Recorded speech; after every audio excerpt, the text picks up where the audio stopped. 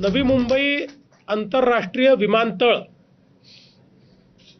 याच्या प्रगतीचा आढावा घेण्याकरता सन्माननीय उपमुख्यमंत्री आणि आम्ही सगळे या ठिकाणी आलेलो आहोत.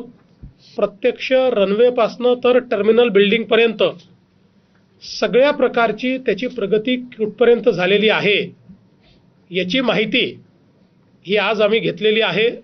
बॅगेज क्लेम ही जी व्यवस्था आहे ही देशातली नव्हे तर जगातली फास्टेस्ट व्यवस्था ही करण्यात आली पाहिजे. तशा प्रकारचा प्रयत्न या ठिकाणी चाललेला आहे. इथले सगळ्या व्हेइकल्स जे आहेत या EV राहणार आहेत किंवा अल्टरनेट फ्युएलच्या व्हेइकल्स या ठिकाणी राहणार आहेत. उपमुख्यमंत्री अजित पवार हे स्पष्ट बोलण्यासाठी ओळखले जातात. बारामतीमध्ये एका भाषणादरम्यान अजितदादांनी पुन्हा एकदा स्पष्ट शब्दात गंभीर इशारा दिला.